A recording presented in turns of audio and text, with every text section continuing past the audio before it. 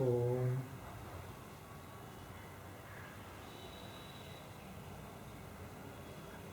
Sahana Bhavatu Sahanau Bhunaktu Sahaviryam Karvavahai Tejasvinavadhitamastu Ma Vidvishavahai. Om Shanti Shanti Shanti.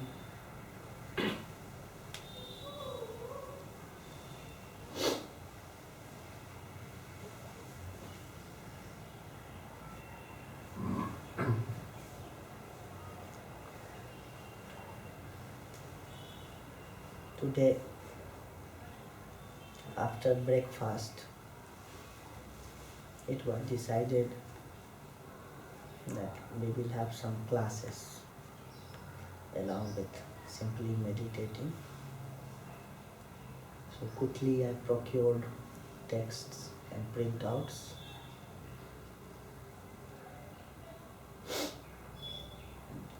We will have two classes perhaps.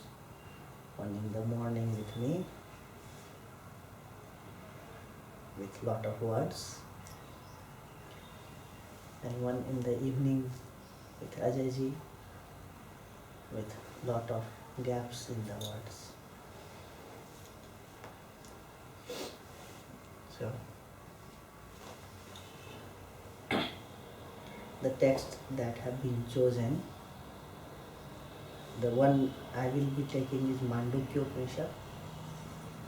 The one Ajayji will be taking is Brahma Sutra.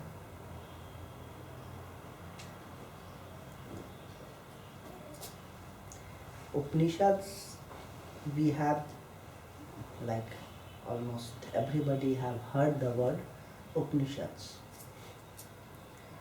and which literally means, the literal meaning of Upanishad is to sit with a teacher, sit close. Up means close, nishad means to sit. So sitting close with teacher. And most of the Upanishads are in the form of conversation between a student and the teacher. There are many, out of which the one that we have selected is Mandukya Upanishad. It's the smallest one, with having only 18 mantras in total. And its name is Mandukya, one related with Manduk. And Manduk means frog. So, why it is called Mandukya, that one related with frog? People on the path, they have three ways of progressing. One is they progress like ant, walking slowly but consistently, having new insights, new experiences, in little quantity, little measure, but they keep on moving. And there are people like Buddha or like Patanjali or like Vedavyasa, who move like an eagle. Like they are at one place and they simply fly. But most of the people like me, I move like frog. Like we make a jump, stay there, take some rest, assimilate the insights, get familiar with the experience, then we make another jump. We have seen the frog, how it moves. It takes a jump, stays there for some time, again it jumps. Stays there for some time, again it jumps. So most of the people, we move like this in the path of meditation or in the path of reality. We move, we gather some insight, we gather some experience, we stay with it, we assimilate it, and again we move. So this Upanishad is called Mandukya Upanishad, the Upanishad of frog.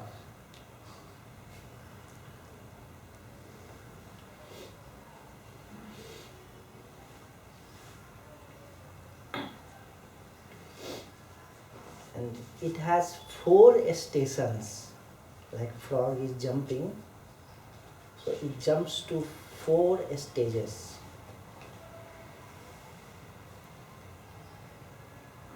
And the first stage is awake, the awake stage, that we experience things.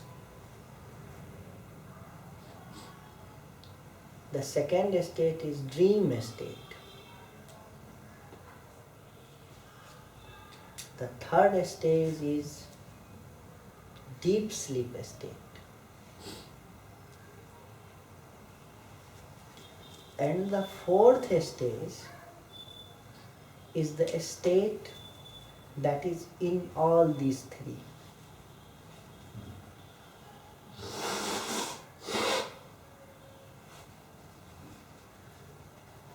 The awake stage, the dream stage, the deep sleep stage, and the fourth stage that is in all these 3.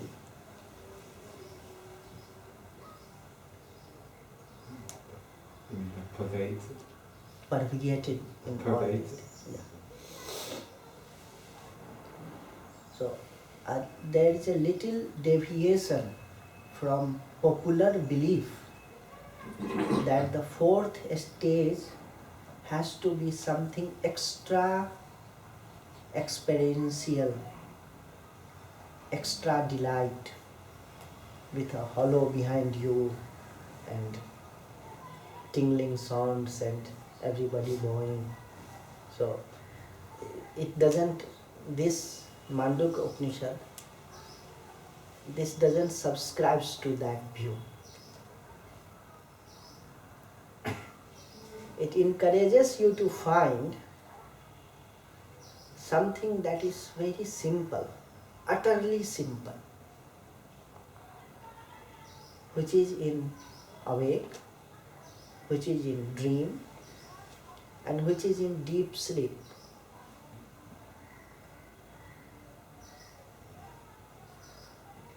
The very simplicity of our being.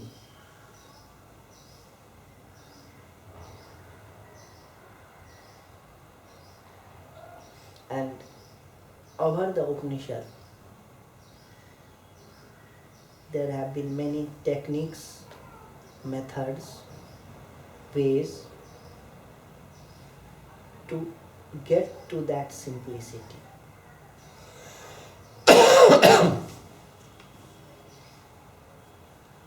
So, because we have 10 days and we will not be covering all of them are not required also. We will take 1 or 2 of them and will elaborate upon that.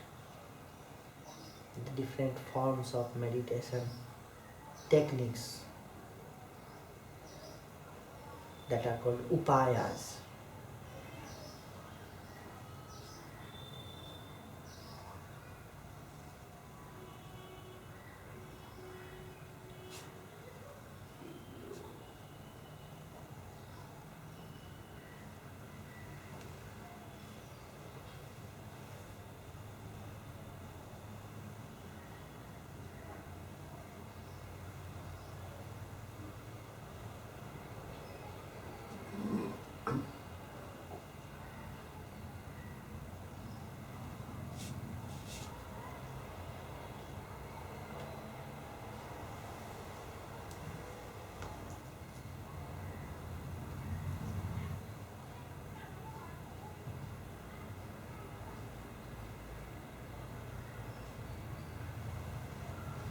one of the upaya that Mandukya Upanishad has suggested is called a Sparsh Yoga. A Sparsh Yoga. Asparsh means touch. Asparsh means untouched.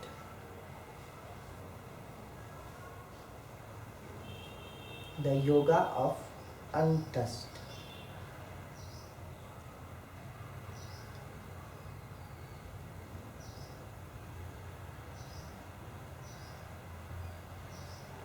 And what is untouched?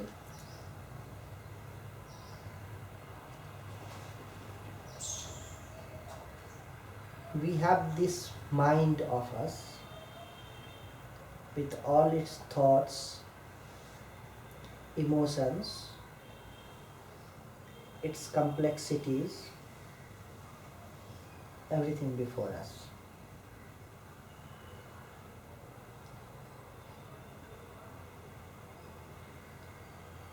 And the thoughts, if they are congruent to what we want them to be, we are happy with them. If they do not go as we want them to be, we are unhappy with it. This is one thing. Similarly, if thoughts are painful, they keep on thinking about things that we do not want to think. We do not agree to it. And somehow we decide to shut it down, to shut the mind itself up. Fair enough. We don't like the things that we don't like.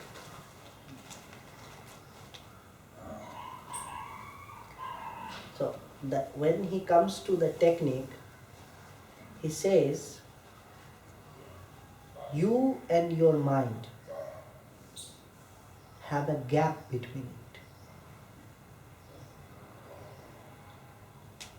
Have a gap between you and your mind, the activities of the mind.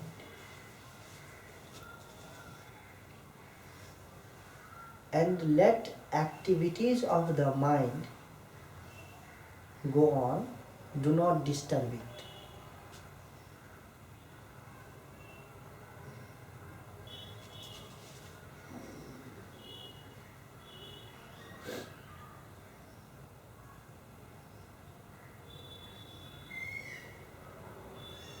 As if water flows beneath the bridge, let the mind and its activities flow.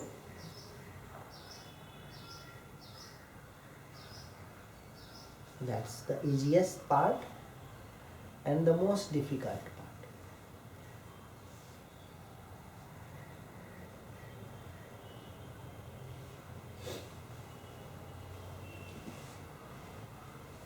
When we allow the mind to flow, at times we come upon the idea, oh, I can let all other thoughts flow, but this very thought is very important. I need to think it out.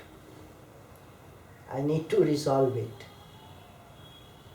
And there we get stuck, as if.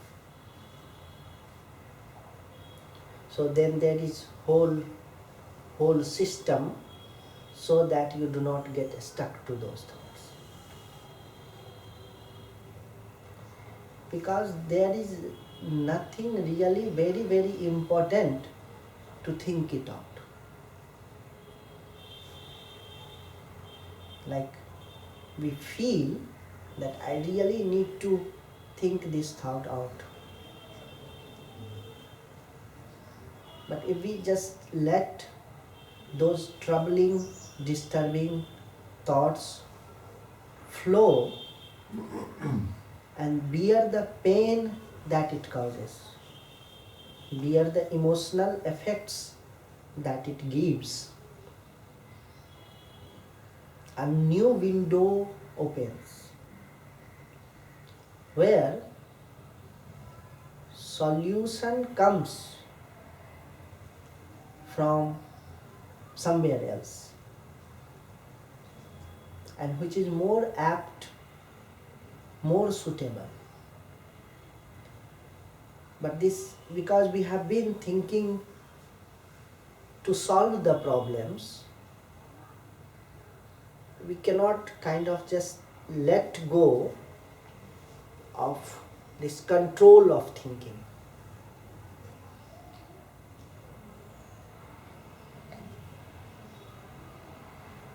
We feel as if we are obliged to think things out.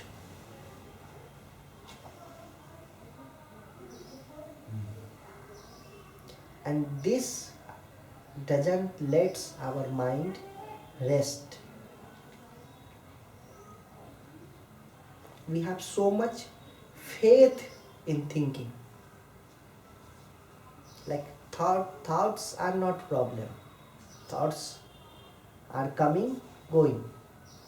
But this faith in thinking things out is so much that, and it's associated with so much fear if we are not able to, if we are asked to not to think things out, that we are just not able to let it go. So option is to keep thinking and trying to find a solution which seems to work for some time, but then it doesn't work. Or to bear the pain or bear the fear and let the mind rest. And in a controlled environment like this practice of bearing the fear or bearing the pain of letting mind go or letting mind be, I would rather say letting mind be. You are not pushing away the thoughts. You are not fighting with it. You are not struggling with it. You are just letting it be, allowing it to be.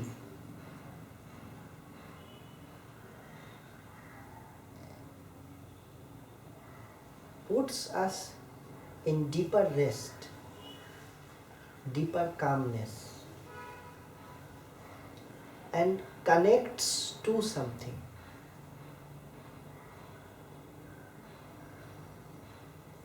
And staying with that connection as much as you can.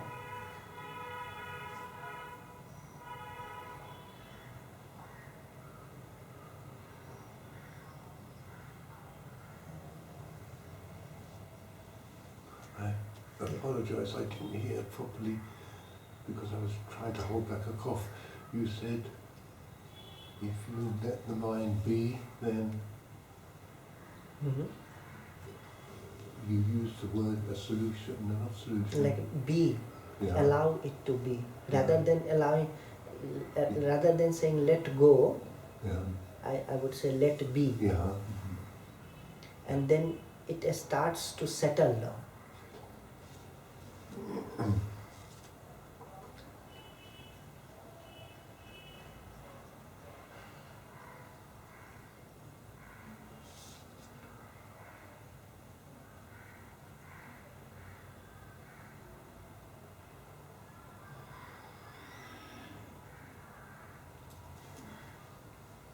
And this allowing it to be is a work of faith.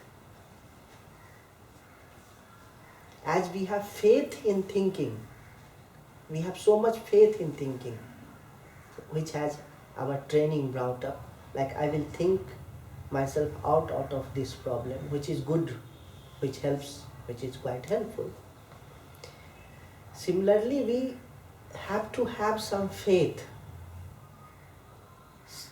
some illogical faith that allowing mind to be and bearing the pain will calm it down. And once you start experiencing it, once, twice, thrice, this faith becomes stronger. And then you are ready to bear more, to let be for longer periods. And then the old habit of thinking out of the solution by thinking will come.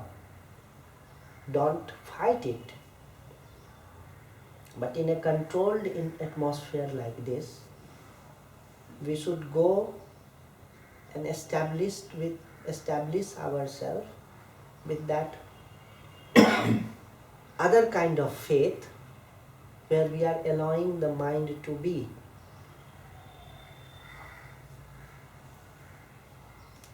Not condemning it, not trying to modify the thoughts, not trying to analyze it,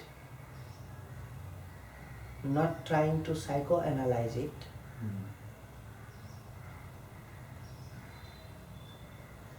not trying to not to do these things. Like if you find yourself psychoanalyzing for some time, okay. If you find yourself condemning yourself, okay, just become aware. And this is a critical thing. And allow the mind to be. Have love for yourself.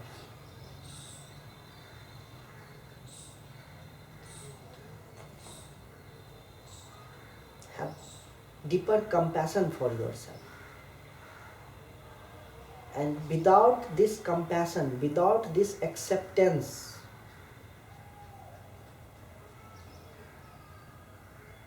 work becomes difficult.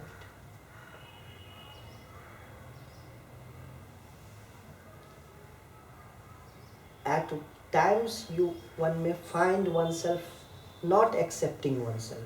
Accept that also. And slowly as layers break away, things will break. Things will break and one will go penetrating deeper. And deeper calm, deeper silence, deeper calmness, deeper silence will come. Now there are some things, some informations that are conducive to bring you to calmness. There are some information, some knowledge that are not so conducive for bringing calmness. For example,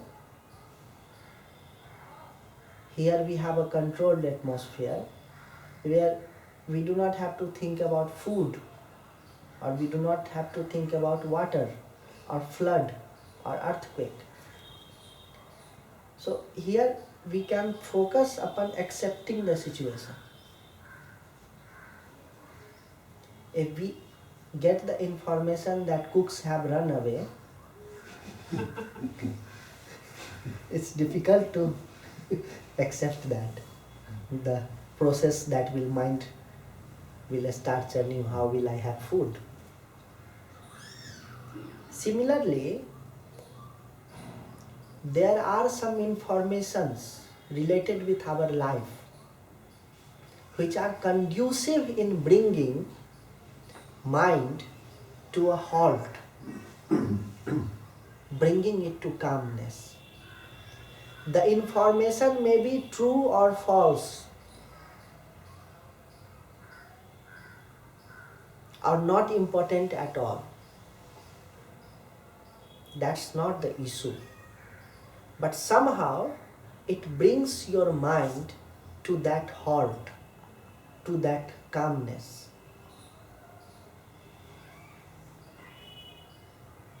So they are helpful. The information in itself is not important.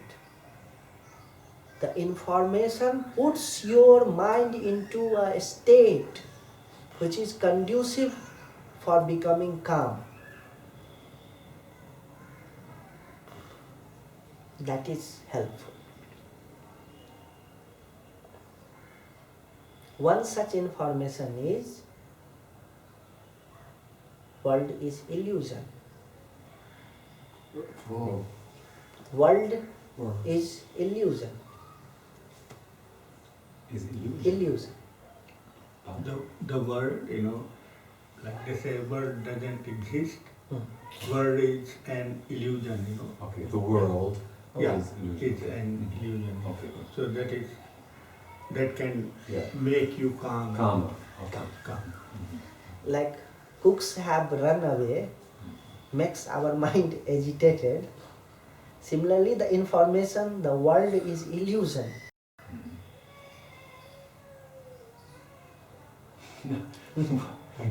You know? I know, but I don't know whether it will make me calmer. Yeah, that is difficult because to listen it, Yeah. it's a different thing. Yeah. But to accept it, it is very different. Because we heard so many times So many times. that it doesn't make any effect. It doesn't make any effect. Similarly, another information is everything is one. Mm. We have come across this information, and why we do not get to it, because they doesn't seem to work. We think that we will experience these things, then we will believe it. Not working.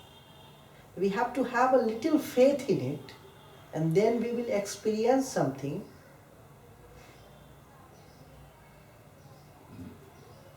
Like, if we have little faith, let's try. That world is illusion. And that puts our mind in some stage of calmness, in some rest. And that gives rise to an experience which cannot be described by word, as world is illusion, but that information, world is illusion, is helpful in getting to that experience.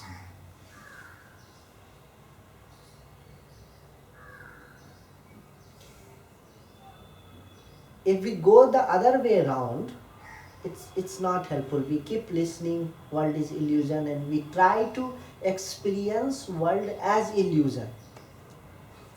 It's not working, because these are knacks, and knacks are not meant to be experienced. What's not meant to be? What is that? Knacks are not meant to be experienced. Knacks, knacks, Knacks? Like knickknacks? like knacks, like Like a trick. tricks. Tricks. Tricks. Tricks. Yeah. Like somebody is sneezing, and in India we say if somebody is sneezing, just make him exclaim about something. Mm. So if somebody is sneezing a lot, just look, there is a ghost. And he looks, and somehow the sneezing stops. Uh-huh. Okay. Yeah, you're right. It's a knack. Like surprising somebody. Yeah. Yeah. So this surprising somebody to stop sneezing It's a knack. is a knack to stop sneezing.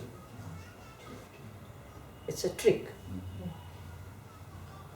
What is you said, like you may have the information the world is an illusion or all is one, and it leads to, if you can just let those be, then it leads to an experience. What's the experience of calmness? Is that what you were saying?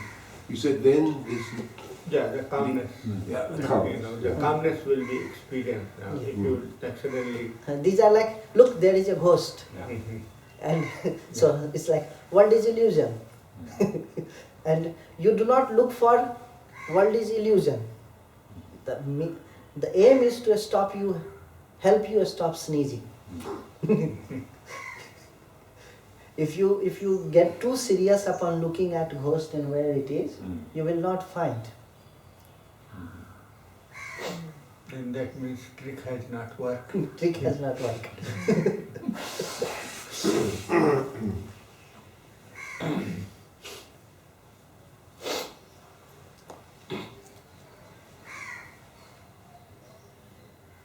So the approach of Mandukya Upanishad is to help you stop sneezing by telling these two things. In other Upanishads there are other necks.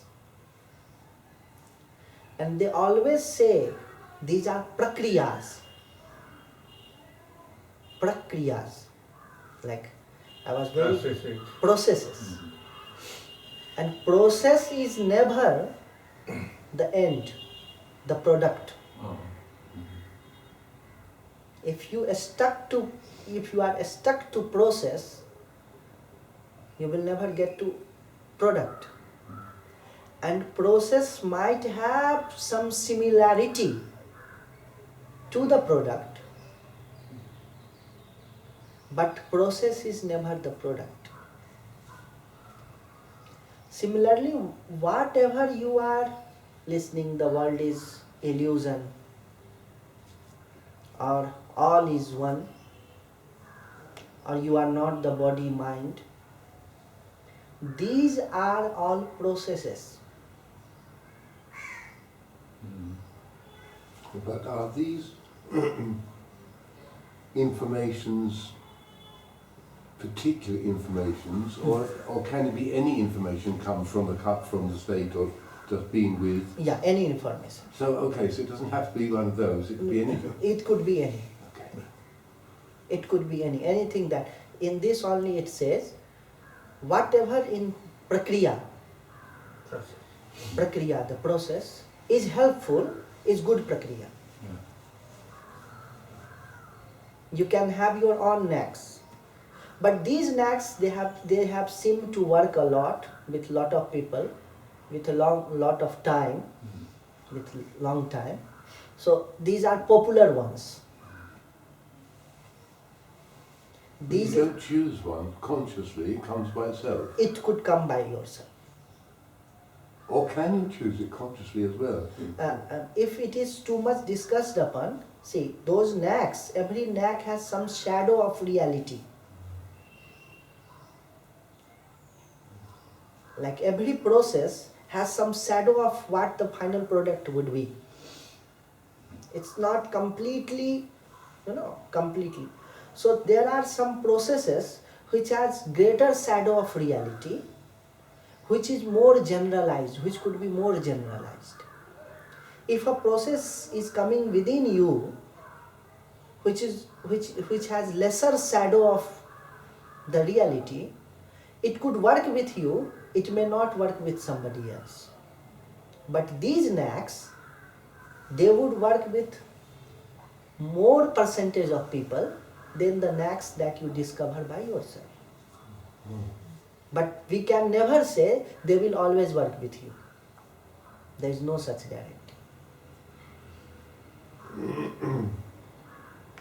If it doesn't work, forget it.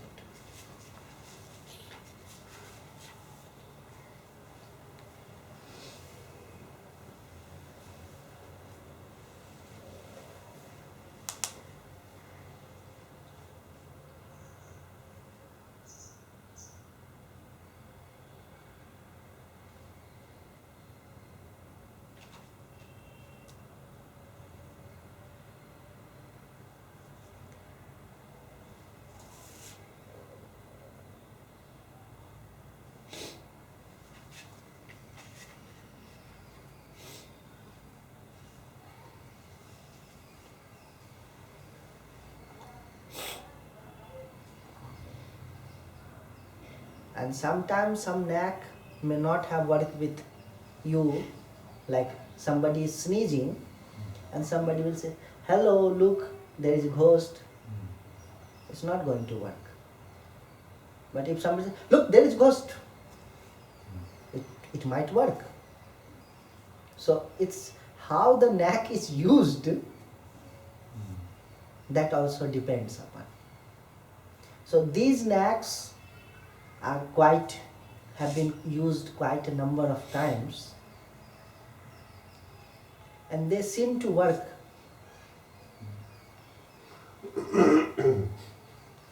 So we will proceed with one of the knack. Sarvam mithya. World is illusion.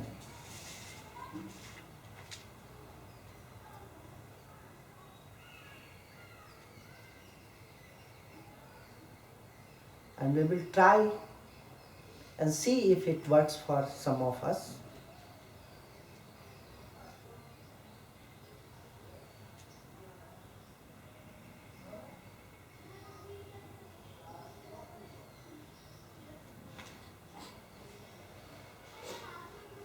In next coming days.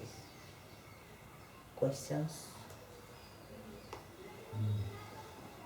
But if one has already, no, let's say if I have already thought a lot about that before and somehow understand what it means,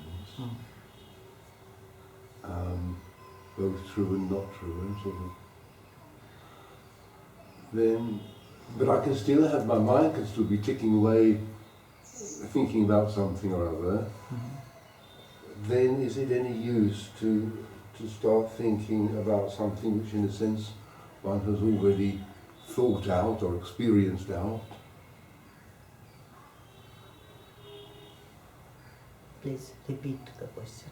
Yeah, what I'm saying is that the word about the world is an illusion. I have sort of thought and meditated and have done a lot of work on that particular formulation. And then would it still, even so, would it still function as a knack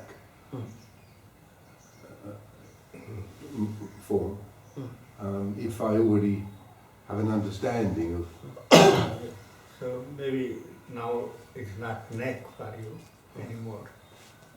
Yeah. Because knack is to not mean, just to shake you. Yeah. And if it has not shaked, that means as knack it is not working. But because you already thought about it, so means you come to an understanding why are you thinking about it. And knack works, if you don't understand actually. So maybe just to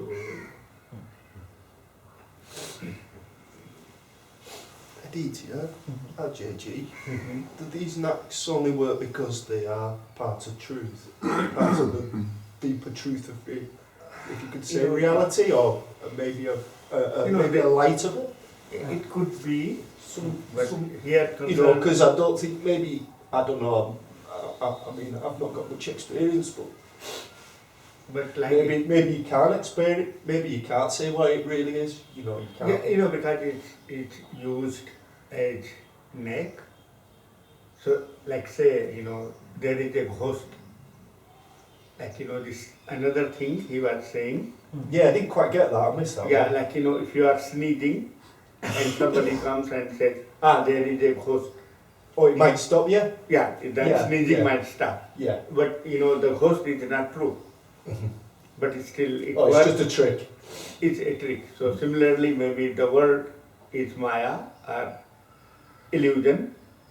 It's a trick, it's not true. Because also in experience, when I pinch you, you say, like, it really pinch you. Yeah. I don't know whether I've looked at this, sorry, maybe this is not an open discussion thing, sorry. No. When I've looked at this in the past myself, I've kind of gone, well, the whole lot is a paradox. Fair enough. Yeah, so That is true. Totally true. It is an illusion. But when you touch me, then it's not. So, one story is there. This man, Shankaracharya, here, he died when he was 32 and completed all his works by 16, so the legend says. So he used to say world is Maya, world is illusion. So what one king did, he ran a mad elephant at him, like wild elephant. Kings used to have elephant. So one of the elephant, not mad but angry elephant, made the elephant angry and made it run towards him. He was going through a market.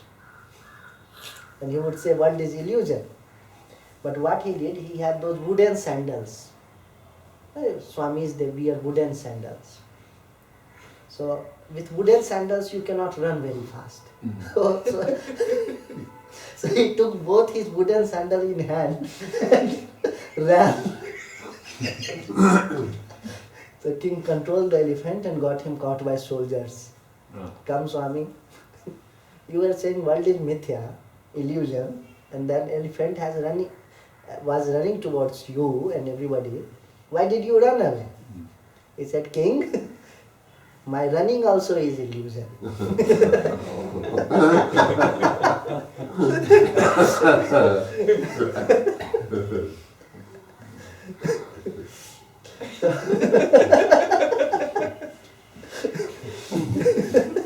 So is the illusion then the deeper truth than the touch?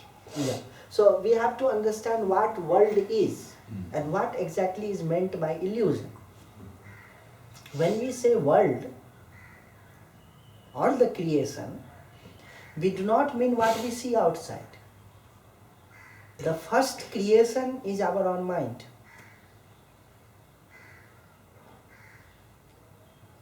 We are in deep sleep, and when we wake up, the first thing that stands before us is our mind.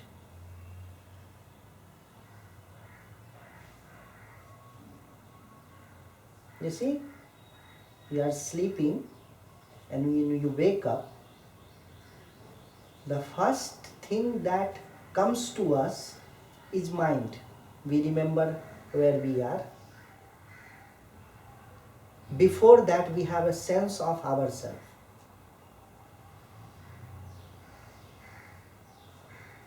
And the creation has started. And then the thoughts comes, then some worry comes, worry like I need to drink water, or I need to pee, or I need to go to toilet, something like that. Or maybe it's tea time. And see how creation has started within us.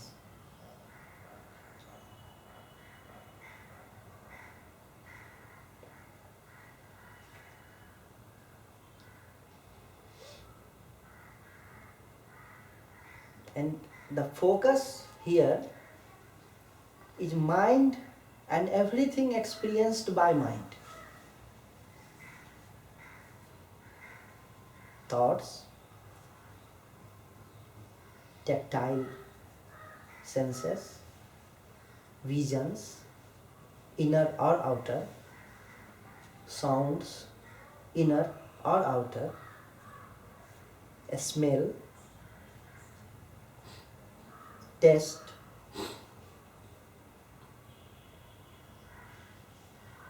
and your identity is illusion. Remember, this is neck. When I say these are illusion,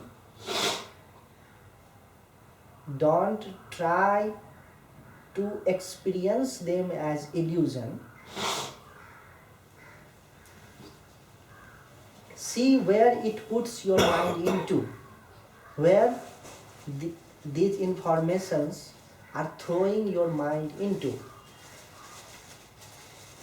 If it is making you calmer, or if it is making you agitated.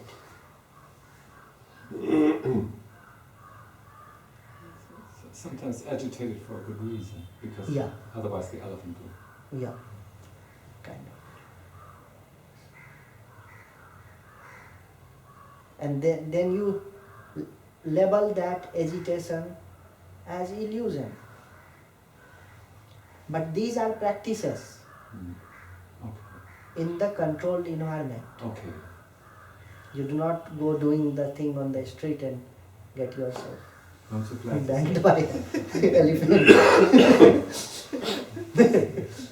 So it gives rise to an experience. It will start giving rise to some experiences. Those experiences are valuable, not the words.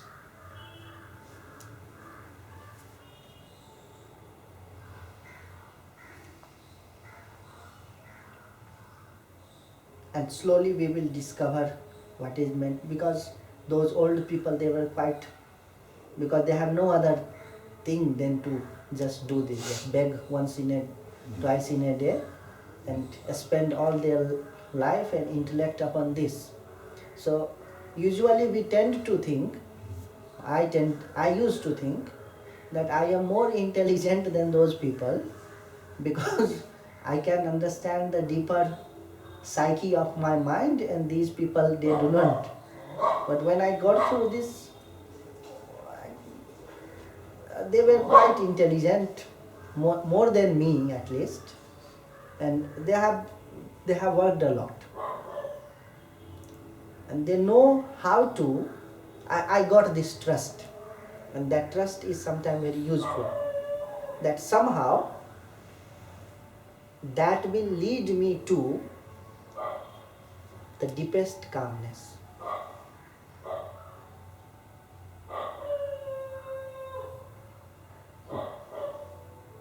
So they have very, very simple as well as very complex and logical ways to convince you.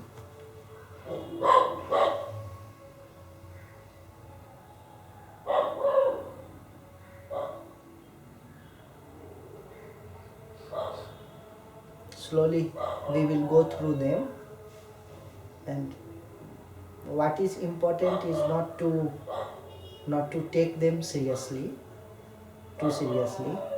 What is important is while listening or while remembering afterwards, they will put your mind in some altered state, a deeper state of calmness, a deeper state of agitation. And staying with it and becoming familiar to it.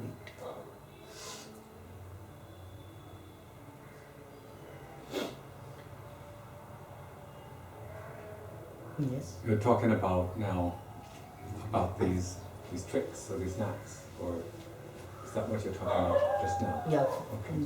The only knack we will Okay. deal with, or two or three, Right. is the world is illusion. Mm-hmm. Defining, understanding what world is, Mm-hmm. what exactly is meant by illusion. Mm-hmm. And if it works, Yeah. I hope it will work. We'll go through it. Anything else? Mm. I like what you said. It was very clear. You know, and you said, well, you know, just to watch the mental process, just like from a bridge, as if water were passing beneath it. I heard you say, and that is very much what I do in silent meditation, in sitting. That's not what I try to do. Try to again and again let go, and I think that's everybody's involved in practicing that. But what we do, that sometimes we jump from the bridge and start taking bath. Of course. Of course. Now, and there is sometimes the charge is the emotional charge can be so strong that just remaining on the bridge seems quite difficult. So at times, what I found is that for some period of time, I will very directly engage with a thought, knowing that I'm doing that Yeah. in a very direct way, in a loving way, Mhm. and just to say, oh, look, this is really difficult now. Mhm. For instance, an upset or a particular memory. Strong emotions. Yes, strong emotions. So, because if I were to remain on the bridge, all I would have to do is, holding onto the railings, not to get sucked into the into the strudel of the turmoil of the water. So, and in those moments, I get off the bridge altogether to have a look, to engage.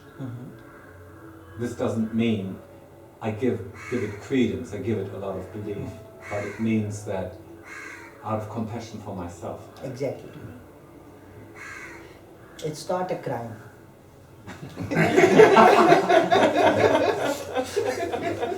To get off the bridge sometimes is not crime. It's not illegal, at least in India. So sometimes we can get off. Right. And have that compassionate, because we all do, and have the compassionate. And when you feel like it's winter season, so if you feel like cold, really cold in the water, then just get up and start looking. Exactly, but I'm talking about quite an active involvement and a sane use of my mental capacities and my emotions. But what this information, if somehow we are convinced that there is no water,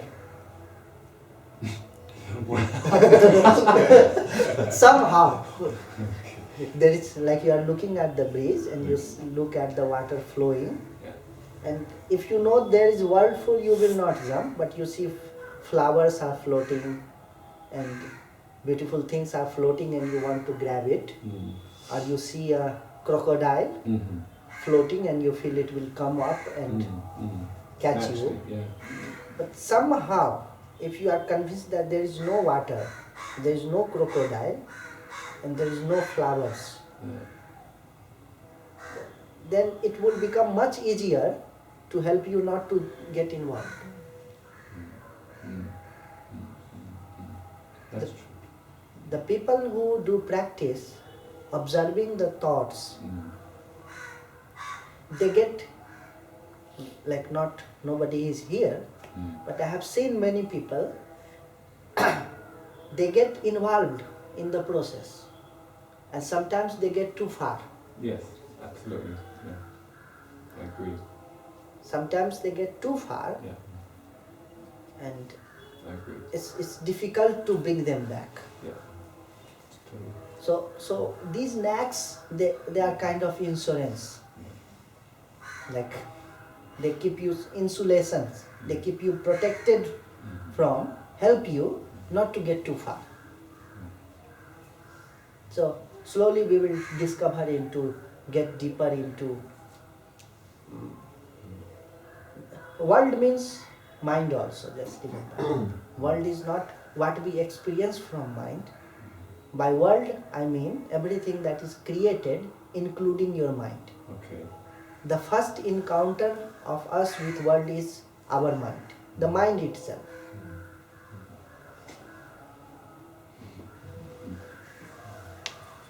But you gave the example of when you wake up. For me, very often, and I've also, of course, read this in the books, but it happens that the first thing is there's just an awareness. Awareness, Mahat. It With is called Mahat. with no, and then you start thinking, where am I? And you don't know where you are. Before that.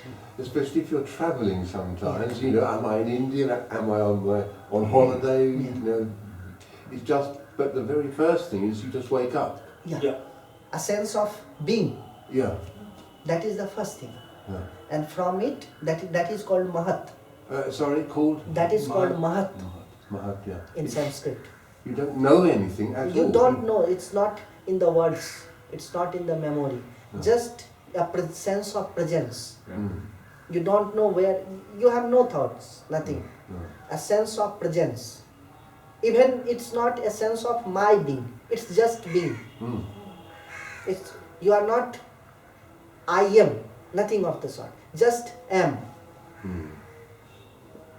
That sense of being, not I being, just being. Mm. And then it comes I being, like I am. First it is just am, then I am, and then you just get orientation and become aware where you are, or whatever might come. So the very, very, very first one is actually like a non-dual experience, Kind of. kind of. Probably even not experience, you know. Well, not experience, no. Yeah, It's a because non-duality. you know, as soon as you connect to yourself, like Yeah. there is no connection to yourself, No. and that awakeness, Mm. and then you connect to yourself, Yeah. then it's like the, you can call it non-dual, you know, because it's an experience, you know. You are experiencing almost without you. Okay. Yeah. But before that, you can't even say non-dual. You know, because it's Not nothing, you know. Yeah. Yeah. Okay. It's not you are there, it's just a presence is there, which you cannot claim to be you.